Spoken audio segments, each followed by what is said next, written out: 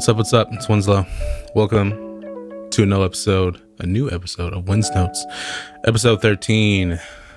How you enjoying this so far? Being back, it's kind of fun. Getting back to this, talking to a room by myself, hoping somebody out there is listening. But from the comments and stuff I've been seeing, it's a couple of you. I appreciate you all. Anyway, this episode, I actually want to do a little thing I've been wanting to do for like a YouTube video and some other stuff, but I've been lazy, as MC excuses go. I'm always there. So I want to talk through some old tunes and just kind of, talk about kind of how they came together and my thought process, then kind of compare it to now and just hopefully show like kind of how I've developed as kind of an artist and stuff over the past couple of years, from basically when I started making drum and bass to where I am now, the hospital wonderkind, or I'm just stupid. Nothing. I'm just joking. That's not what I've been called. I've been called weird names. Like, oh, you're going to save drum and bass. I'm like, no, let me just make sure I can make a tune. And all the ones I've made so far haven't just been lucky, moments out of a lot of sketches that never happened and loops that never came together and pulling the hair that I do have out. And anyway, you know how it goes.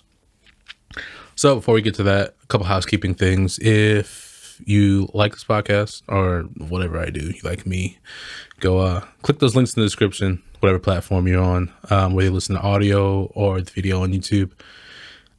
Yeah, find me, follow me, ask questions, get in touch, that kind of thing. Post new topics for future episodes, or if you want to be a guest, just hit me up. Be like, "Hey, I'm free on this day or whatever. Can you want to just chat about something? We can record it," because that's kind of how these are going. Remember, my idea with these is more just conversational, presenting topics and ideas and trying to get a dialogue going, because no one wants to know what kind of compressor I use for drums and stupid stuff like that. Like, it's useless. Anyway, I can rant. I'm going to rant about that someday, but right now it's not the time. Anyway, follow those links, all that stuff. If you want to support me or the podcast even more, head over to patreon.com/WinslowXYZ. I really love saying Z instead of Z. It just makes me feel like, pinky up fancy sometimes, or, just joining the rest of the world. But enough of a tangent. You know how that goes.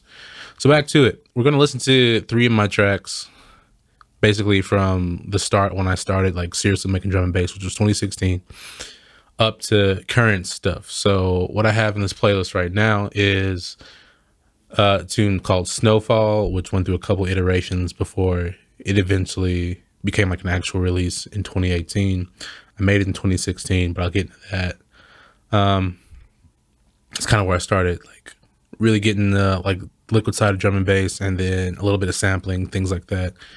And also started using Studio One at the same time. I like left FL Studio, but yeah, anything. Anyway, the next track is going to be Reflections, which is kind of one of my early popular ones from like the SoundCloud days, when I was just like really was like new and fresh, but also like getting established. Like I had like concentrated releases and stuff, self-releases, because I wasn't worth labels yet, but I've talked about that a couple times. And then the last track is Mumbles of Grace, which is my first, like, I don't know, I don't want to call it a hit, but it's the one that everyone knows me for or knew me for up until like Breaking News, and a couple before that, like the most current. But that was 2020, I think it came out.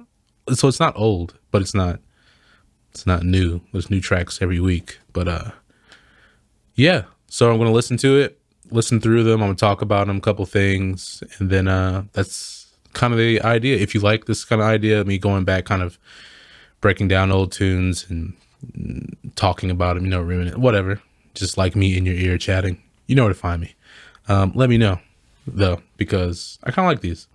It's cool to go back and listen to something you made a long time ago, and then you're like, well, I used to do that. Huh, that's interesting. Or wait, I don't do that anymore. Like, all these habits and things you had or things you tried back then that you thought were like the sickest thing, or it was the newest thing you learned and you were all hyped, and now you're like, I don't want to do that anymore. Why would I make a sound like that? This mix down, that kind of thing. So also, quick thing, this episode will probably not be available anywhere else other than Spotify and YouTube, because Spotify is weird about songs and like on podcasts, which is why so many are getting taken down. But they do have like the music and talk version thing on Spotify if you like use the Anchor platform, which is what I use to host these podcasts. So you will hear this on Patreon, Spotify, and YouTube. And on Spotify, it's going to listen to the actual like song instead of me recording like my computer. So, just a heads up in case you're like, this episode's not showing up anywhere else. That's why. But without further ado, let's listen to Snowfall. It's official release came out 2018, but I actually made this as like a Charlie Brown kind of bootleg in 2016, and you can hear the samples that weren't cleared, by the way. But they're obscure. I don't know, obscure enough. Anyway, let's listen to it. Here we go.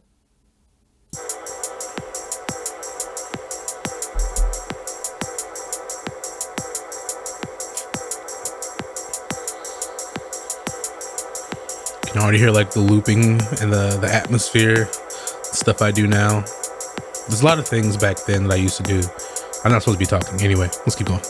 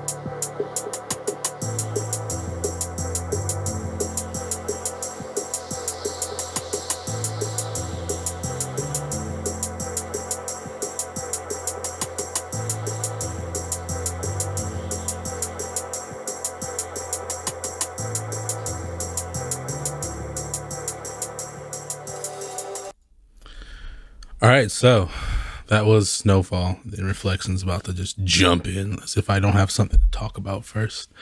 But yeah, I haven't really listened to that in a while, and it's like a lot of interesting things are like coming back to me because I kind of like it's like with the songs and like photos. It's like two different things that like no matter when I listen to it or however long it's been since I took the picture or made the tune or listened to it, I can like remember exactly what was going in. And clearly from Snowfall, it was wintertime.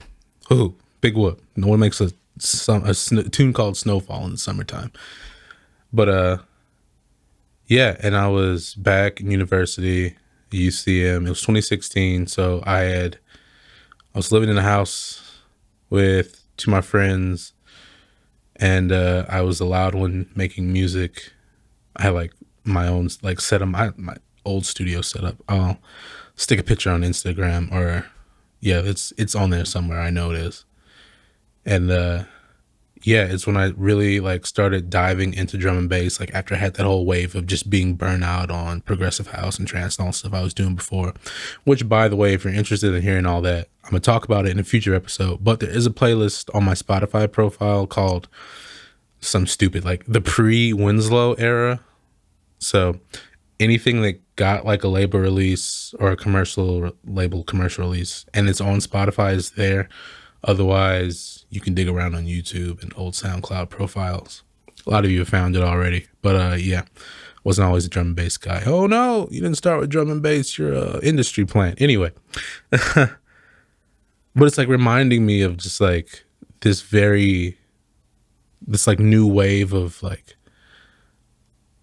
oh my God, what is this sound? I got to learn everything and do everything in drums. And it's like, I had been producing for 2016. So like 5 years at this point, started in 2011, like seriously. And this was like my new wave of, oh, I get to learn this new thing. Like I pretty much had producing from a technical point down. And then from like genre specific things, nothing about drum and bass at all. So I was really learning. And if you listen to this, like I immediately think of like when I got introduced to LSB, like that's a tune I was gonna pick is basically would have been a rip of an LSB style tune or an LSB tune, but it's not on Spotify. And it's 2016 still, but it's like it's on SoundCloud. I think it's called All For You. Has the same little vocal sample that Onglo used for that song. My baby love me. I know that one. Yeah. And he like did a really good job, and then I was terrible and still learning. But yeah, there's a whole lot of like I posted a note full of notes. If you're watching the video, that's what I was writing down, just like all the things I remember. But yeah, wintertime, 2016, university, probably during like winter break when I was in town for like the first time over winter, because I would normally go back home to my parents, but wasn't doing that back then, especially once I got my own place, you know. Yeah, and this idea basically started as me sampling a song from the Charlie Brown Christmas, which is why if you listen closely, you can hear like my voice is gone, I can't sing it, but like the ooze from like the choir, the kids singing, it's in there.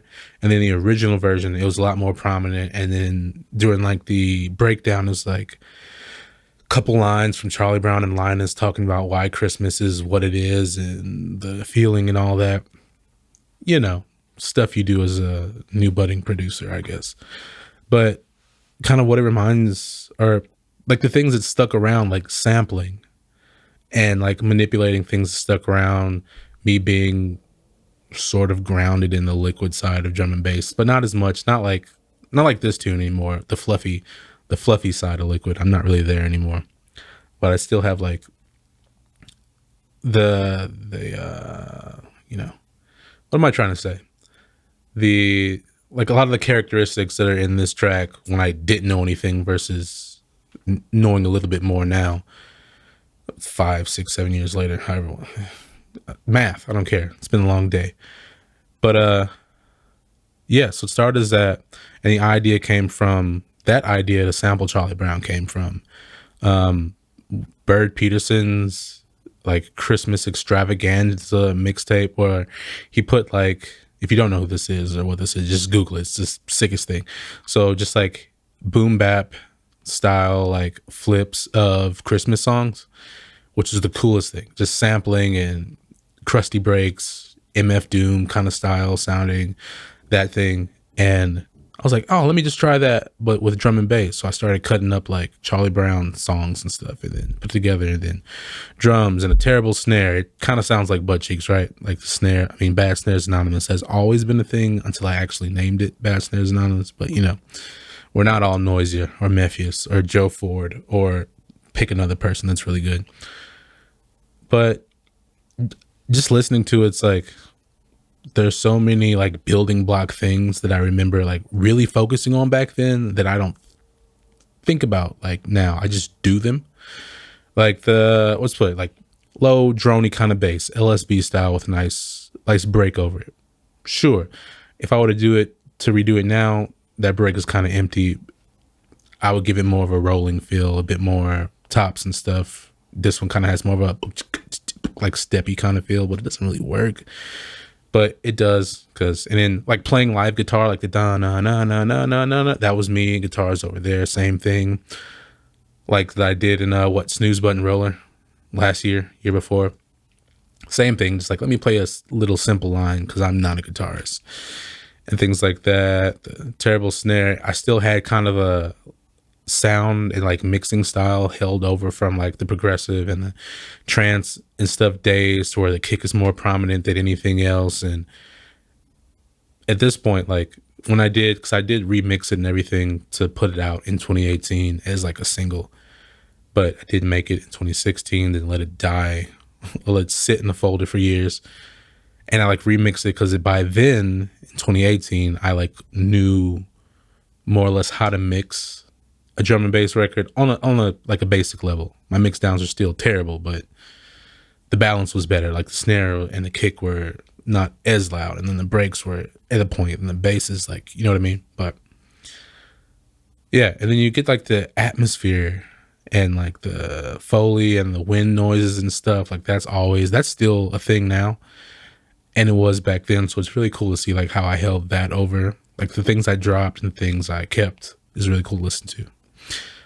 If you want to hear like the actual like Charlie Brown version, it's a weird way to put it. I'll stick it on Patreon for those of you who are patrons, and you can check it out there. I couldn't really put it out because that's like a massive copyright strike / let's sue this guy for sampling something and not getting clearance on one of the most well-known Christmas movie stories, whatever, of the ever, all time.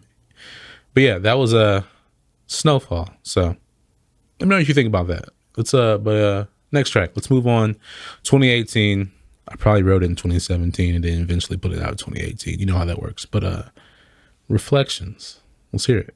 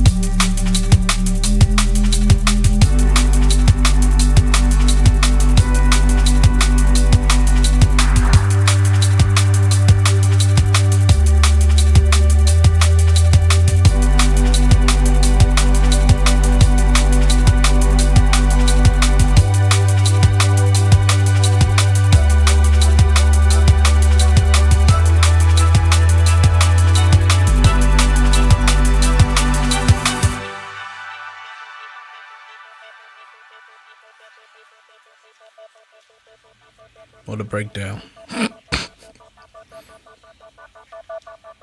Like, I remember finding all these samples and stuff. Like, this lunch ambience is going on. Anyway, back to the city. Inside, Winslows.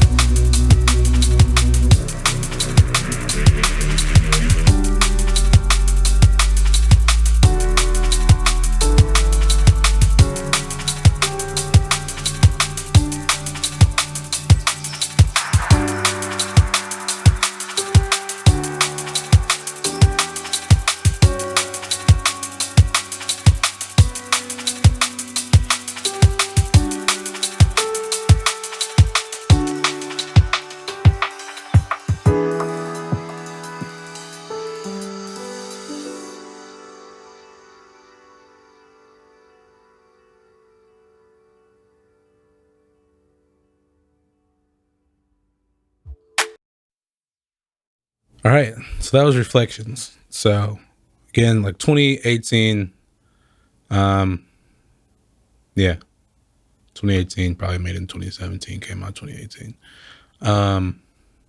Yeah, just listening to that now, it's like there's so many things I used to do that I don't do now, and I wish I still did. Like, I don't write like that anymore. Like, with the real focus on like just playing and the musicality of it, like I'm like full in drum and bass sampling and stuff, and I'm like, I lost all that. Anyway, you know what I mean? But like the piano, like I played that on the same MIDI keyboard. I feel like I've always had this. Yeah, back then I was in the same spot, university still. 2018, that would have been, if I made it like 2017, I was still there. Same spot. Or I was living with my then girlfriend at the time. That didn't work out. Made a lot of tunes about that if you want to read through some liner notes in some other releases. But yeah, like just the overall feel of it. Like I feel like it's really like the idea of, and the scene kind of like around it. Like I've talked about that, like using field recordings and stuff to create like a scene around the tune. So it feels like for the 6 minutes or however long it is, like you feel like you're in this place, like you're in my headspace of reflections and this really reflective mood. And you're like, I don't know, maybe staring out the window, because that's what I did in that spot. Like there's a window directly behind like my monitor in my bedroom, and I would just stare out of it and see birds and stuff. And I mean, it was just like, a window is so necessary in a studio. You have no idea. You remember when I was in that dungeon for a while back in like the wooden cabin looking room? Yeah, I need a window. I love having this one back here. But anyway, I digress. Yeah, it's just like the drums. Okay, first off, at this point, I was really listening to like a ton of Kino, which is why this song sounds like Kino, 2017, 2016, 2018 Kino. What was that? At Twilight, that album, the one with the purple cover, the piano on it. Yeah, like that was my everyday walking around, listen to that album. I was like heavy into Kino. Still am. Will, if you're listening, you already know. But yeah, so this was kind of me like copying kind of his layered bass sound, because I was watching like his Fader Pro tutorial and his Music Tech one at that point. Or like you have a harmonic bass sound, and you have like a nice soft square layer over it to give it some more harmonics and a little bit of grit. And then also this was like at the point where I was like strings, because my whole background is orchestra, and I play the viola. Like I teach orchestra now, you know. And that's, so I always put that into my tracks, and I was heavy on like programming strings. Back then I was using like East West, the Quantum Leap, whatever it is. Like I had the university like subscription thing, which is like $20 a month. Details, it don't really matter, but the point is it creates a scene. Is I was in school for music. I was making kind of stuff I was used to hearing and used to playing, and I don't do that anymore. Like the sound, like the mix, I like it, but like the overall feel and how orchestral and organic it feels versus me and my stupidly swingy drums now that completely lost the plot somewhere in this timeline. But I still like, I mean, it's only the natural logical progression. Shout out LTJ Book. I've got a show with you in 2 weeks. Yeah, so it's just cool to like kind of look back. That little, like each song for me, like I said, is like a little time capsule. Like I remember what was going on, and I know I was all reflective and whatever, and called it reflections. And then the piano's like this, and man, it just like it takes me back. And I haven't even been around long enough to have a back to go to. You know what I mean? But like I even put some notes, like Kino in bold. You can't really see it, but it's like, yeah, Kino. For sure. The bass layers was a Kino thing. The droney like bass with the extra layers on top. The kind of like whoa, whoa, whoa, whoa. Not full on like artificial intelligence, desperado kind of wow, wow, wow, wow, wow, wow, wow, wow, wow. But enough. You know what I mean? And if you don't know that tune, go listen to it. I'll do anything. Wow, wow, wow. Anyway, and then like the drum mix down, the kick was still too loud while the other drums were back. But I guess if I want to take like a I don't know, a justifiable approach to it, I'll say like the strings and the piano were more important. So the tie drums took a back point. But then you're like, well, what were you doing with that punchy kick that like cut through the mix a little too much? And it's like, well, I didn't know what I was doing back then. But my ideas were there. You know how like a couple videos back on YouTube, I talked, or maybe on this, I don't know, things run together. But like I was talking about your ideas are usually there from the beginning. When you start producing, you just don't have the technical like ability to execute them. So my ideas were all there, and I was working on the technical ability. And I feel like at this point I had really nailed like my string programming sound, and like my mix to have a lush background of, sometimes you hear the string movements and the bow changes and stuff, and sometimes it's just like a wash of color. And that's kind of what this was, especially with like the bird sounds in the background, which I'm pretty sure I just downloaded off the internet somewhere, because I didn't record anything like field recordings and stuff really back then. I just found stuff. But there's like the harmony layers and the strings. There's the little like Vocaloid-ish like sound, which I know a lot of people love. Like this is like back around that time, it was like the track was like my most listened to track. And I know it's because of all these things, and it like evokes this emotion. And I feel like this was like one of the first times I executed an idea in a technical level that I wanted to get, but also the musical level.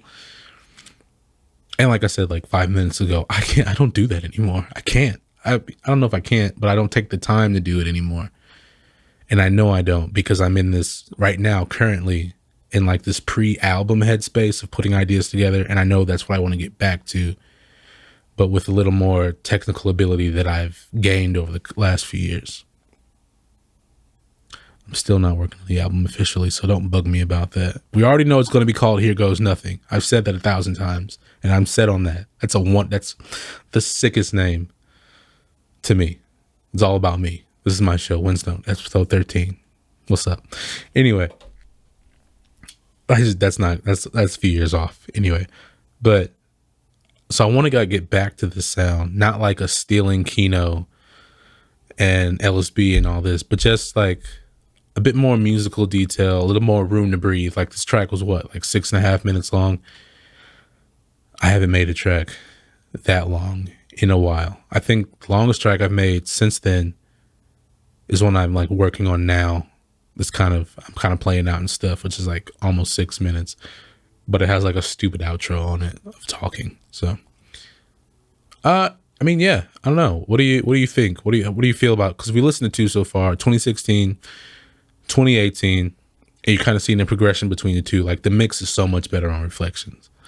I did the master. It's whatever. Mixed down counts way more than the master, but overall, the quality, the details and stuff, you can see it kind of going up levels a little bit, I think.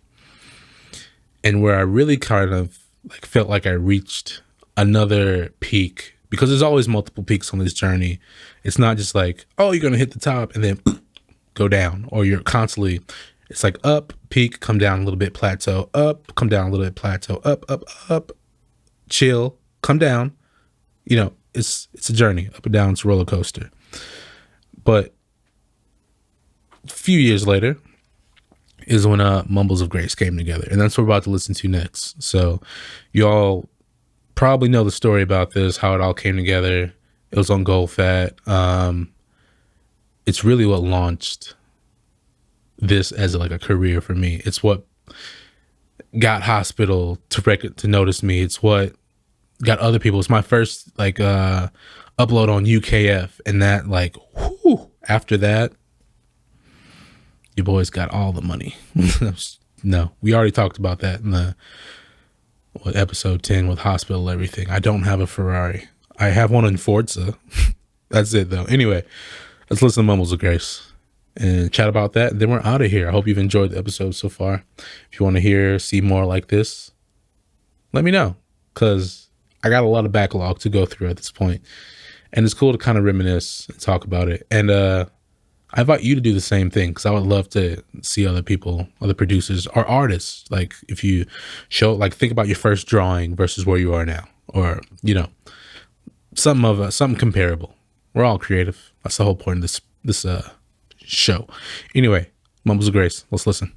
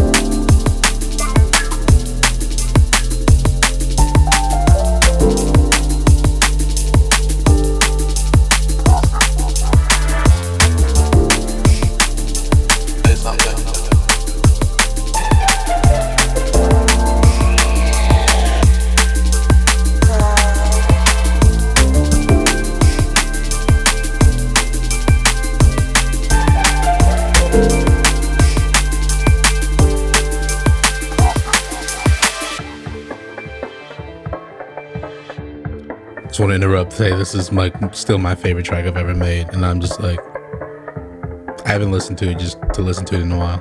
I played it out all the time, but yeah. So if you just don't mind me vibing out to my own song, sorry.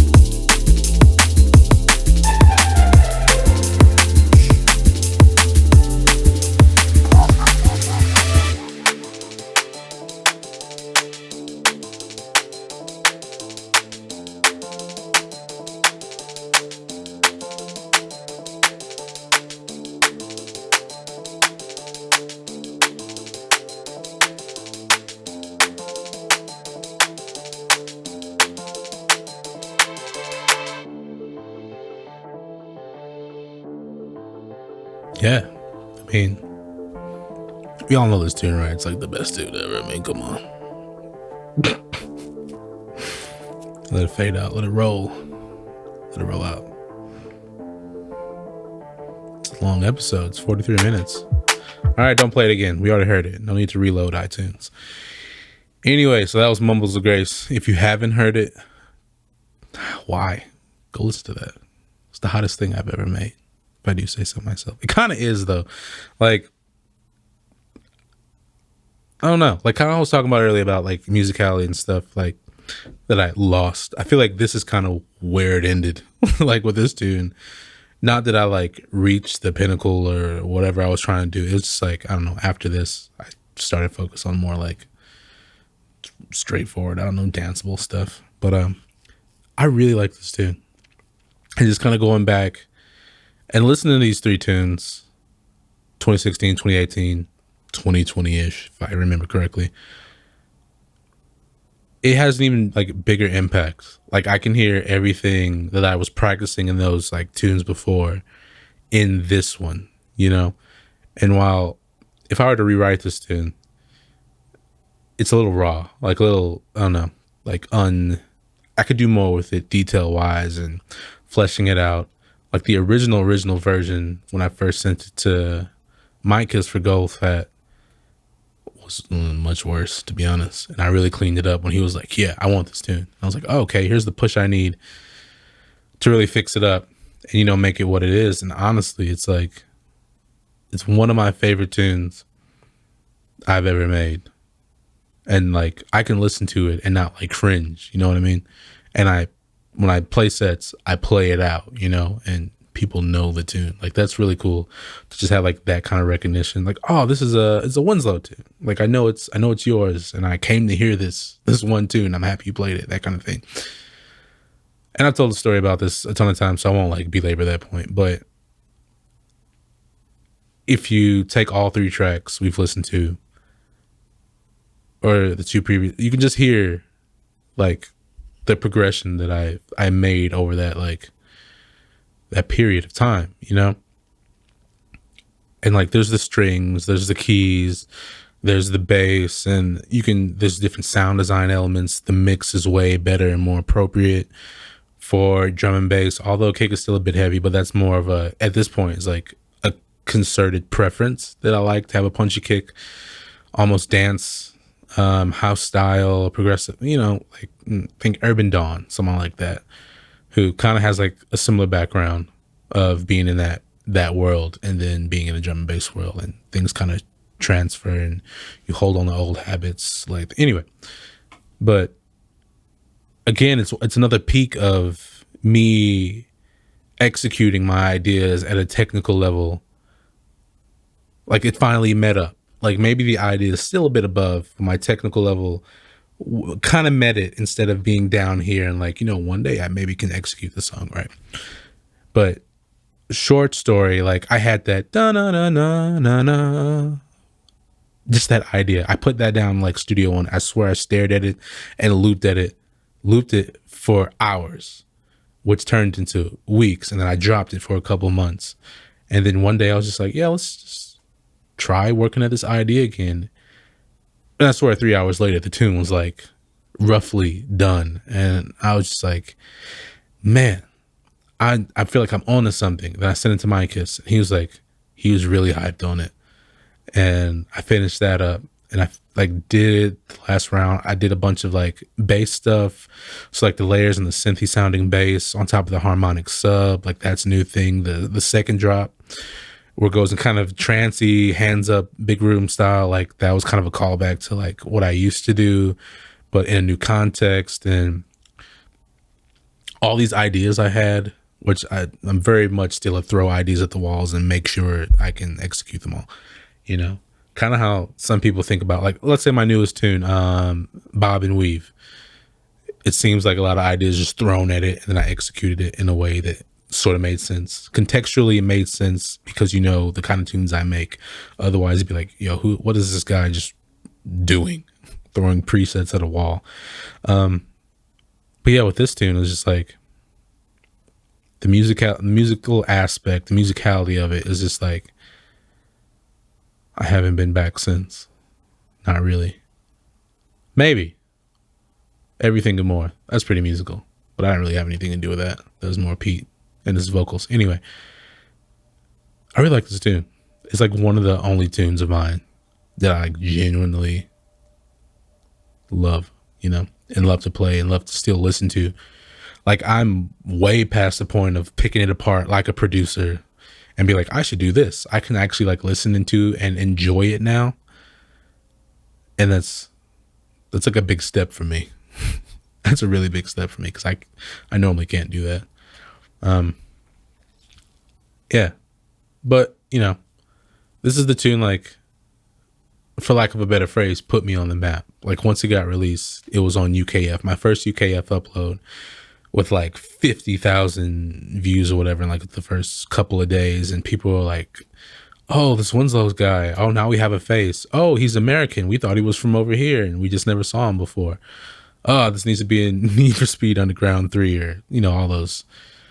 But it was cool to like finally, what I'm getting at is it's cool to really finally like be recognized and for a good reason, because the tune is, it's a solid tune.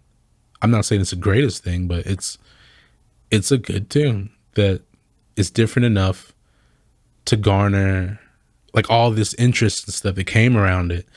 And then me being me, I like capitalized on that because I'm a G. And then I kept making more cool stuff and I'm on Hospital. What's up? Anyway, no, not for real, but sort of for real, because after this tune is like when things kind of took off. Like I had the Code EP, the Home Alone EP, then the whole T thing happened and I made that into a tune, which came out on Pilot, which is UKF's label, and then the Degs remix, and then and then Hospital, months later. So clearly I was onto something. But I don't know, I'm getting off the point. I like this tune. It's one of my favorites to just listen to play out to, because the bass and the mix down was solid.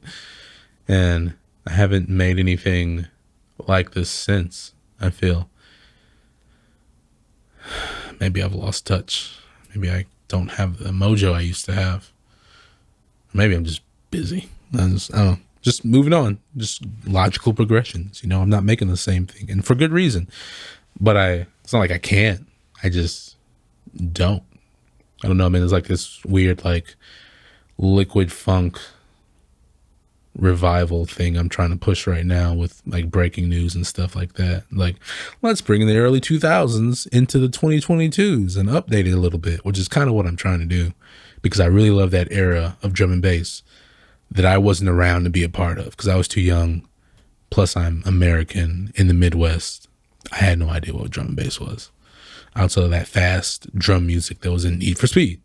You know, that's a different story for a different day. But just like on an overall, listen to these 3 tunes: Snowfall 2016, Reflections 2018, Mumbles of Grace 2020 or 2019. I don't remember.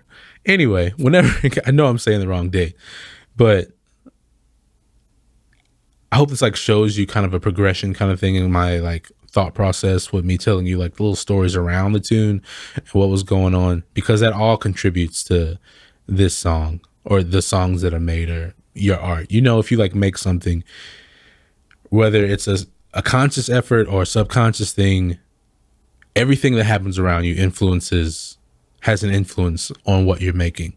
All these tunes, it can't, like, the inspiration for them or parts of them came from just my everyday life and the situations I find myself in or trying, or the things I was listening to that aren't even drum and bass related, or my background as a musician and all the things I've done there. It's all channeled in some way into these things that I make. And I know that's a common thing, or I feel like it's a common thing with all creatives. Like you really do put yourself into your art, and seeing how yourself is kind of evolving as your art evolves is an interesting like reflection. Tie it in. Way to reflect on, you know, where you've been, where you are, and possibly where you're going. So don't really have a question for this episode. Normally I leave off with like a thought-provoking thing, but yeah, not one for this. If you want to see more like these, me just go through my old tunes, and I'm gonna have a few episodes where I just talk about tunes I really love or influential tunes in future episodes, because all that has creative merit, something to talk about. I might not droll on for an hour about them, but you know, you like my voice, don't you? Anyway, I'm Winslow. This is Wins Notes, episode 13, where I review a couple of my tunes, and I will see you in the next one. Again, check out all those links in the description. Follow me, send me some comments. Let me know what you think about this. Seriously, because I can talk into a camera all day, but you know, it's nice to know someone's on the other end that's into it.